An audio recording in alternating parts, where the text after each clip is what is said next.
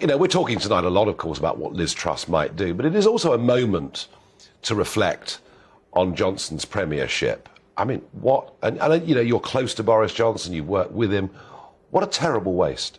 Yes, I personally think that. I mean, if you think back to his days at City Hall, I mean, the first job of the mayor is to promote and invest and bring success to London. And Boris tells the tale of when he arrived at City Hall and looked out of the window and he could see one or two cranes. And then by the time he left, he'd bought in investment. He talked about all that business that you mentioned earlier, the importance of it.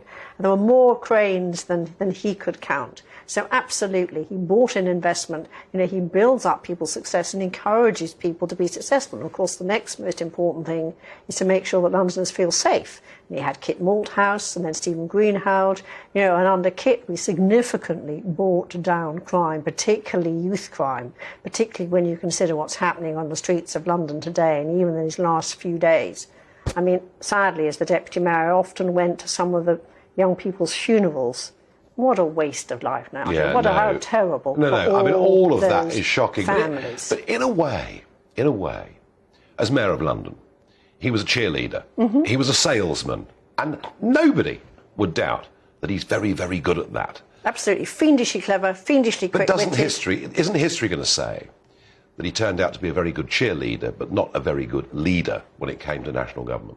Well, I disagree, because I think that if he'd had that opportunity, you remember those days after he won, you know, he went around all the parts of the United Kingdom and we all had smiles on our faces. We knew this was a man who's going to bring in investment. Look at the investment he encouraged of the hub by King's Cross, you know, all the medicine technology. You know, he believes in technology. Well, that's all well and good, and Victoria. That's all well and good. But actually, levelling up was what was supposed to happen. That's right. We haven't seen much evidence of that, have we? Well, of course, you know, it was not long. Then we had Christmas, and then, of course, we had COVID. But I passionately think that Boris believes in the people, in the power of the people. He wants to energise the economy. And I think that he had an opportunity and he hadn't had COVID, then I think he would have fulfilled those things. I mean, because, you know, he understood what was important to him. Going back to being Mayor of London, looking at transport, improving the whole overground, you know, reopening Brunel's, you know, tunnel. He believes in infrastructure. Oh, he loves garden bridges and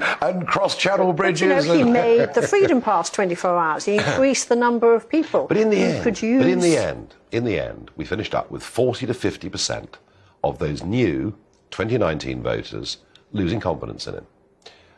I mean, that is a very, very dramatic fall of support out there among, not just in Westminster, not just, you know, backstabbing in Westminster, which the Conservative Party are spectacularly good at, as we all know. But in the end, people didn't believe he was telling the truth. I think there are many people out there who do think that he was telling the truth. In fact, I think there are many people across the country who are still supporting the mantra that Boris had, which was, you know, deliver on his manifesto promises, unify the country and empower people, believe in the entrepreneurship, believe in the opportunities that business can create. Boris knows very, very clearly about the, you know, you can't... But he didn't cut any EU regulation at all. That was the opportunity to make life easier for business. I get the pandemic was there. I understand that. But surely something could have happened to help everybody from a small market trader to a big insurance house in the City of London. They didn't do it. I mean, not just him, his government didn't do this. But surely where Boris really showed his mettle was on Ukraine. I mean, even people who don't support him, and by chance I bumped into Rory Stewart the other day on the tube, and, you know, he knows very much how much I enjoyed working for Boris and how I certainly believe that Boris has the passion for this country. And he said, but Boris has done a great job on Ukraine. And I think we all stand with Boris. We are all paying the price for that, though, aren't we? We're paying the price, but we're paying the price of what would happen if we lost. I mean, surely, you know, Ukraine, as we now know, is the breadbasket of Europe. We need to help our farmers over here. You know, we've had this problem now about fuel. You talked yourself about the kneel for fuel resistance, you know, independence. Absolutely. Exactly. Absolutely. And I think it's really important that we now invest in all the opportunities over here and reopen some of those oil mines and things that we've closed. Do you think Boris might come back one day? Well, I hope so, but he may be so successful. There we are. You see, the Tories in trouble.